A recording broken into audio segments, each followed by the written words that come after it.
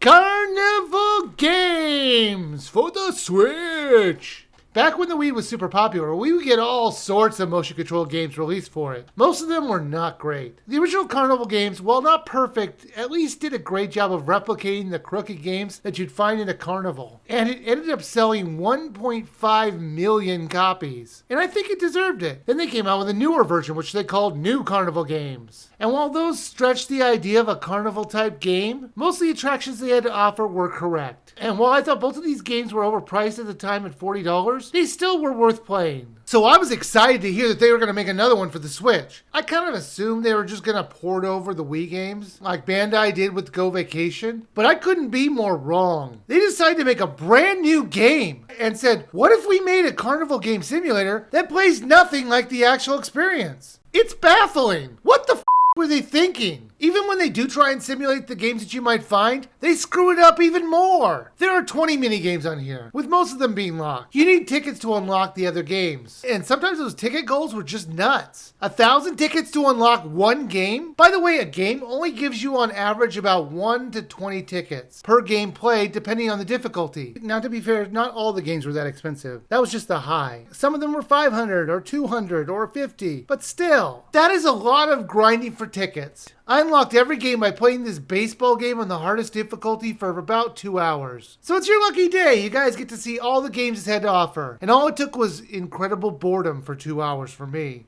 So as you're watching a kid collect star bits while on skates, while wondering, what does this have to do with carnival games? The answer will come down to nothing. They used a great series to peddle garbage minigames. Now you might be seeing throwing a ball at a clown or rolling a ball and skee ball as carnival type games. And you're thinking maybe I'm just being extra critical. Well, these types of games normally don't have unlimited balls that you can throw as fast as you can. It was about skill and making every ball count. When you get unlimited balls and you just throw them without a thought, that's what the attraction becomes. A thoughtless minigame, which you might as well just look away and do something else while playing it. That's not to say I hated every game. I did enjoy the speed bowling one. But again, what does this have to do with carnival games? Since when is bowling one of them? Worse yet, you have to play the game normally and do well to get the honor of playing with motion controls. When this title first came out for the Wii, it was all about the motion controls. From throwing the rings on a peg to throwing a ball at something. Why would they do this? I will say this though, it was way more fun to play this with motion controls. So they really wanted us to play the boring version of the game in order to get to the better one. And while it was better with motion controls, and let me make it very clear, the games still suck, they're just easier to control. Unbelievably, shooting your laser in this arcade works so much better with motion controls. Even the presentation is very basic.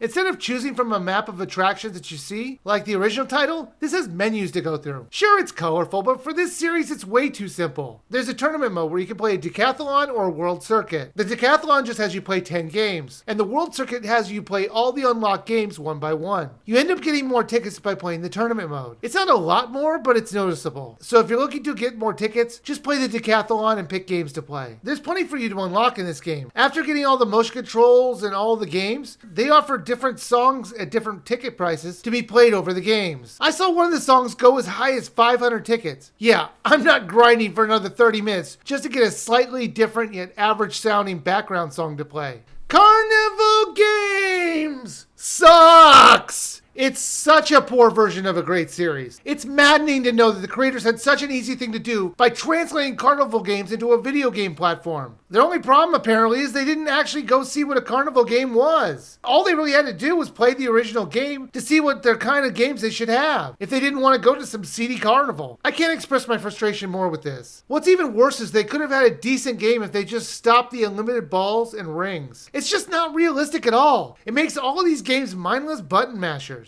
Now, it should be obvious to everyone, but I'm going to say you should skip this. Don't buy this on sale. Don't rent this. In fact, if you see it in the store, go the other direction. So you're like, nope, it's just not worth your time. I would actually suggest if you still have your Wii or Wii U hooked up, go find a copy of Carnival Games for the Wii. I found it for less than $5 lately, and that is a steal for that price. However, when it comes to this turd, this is one carnival you should definitely avoid.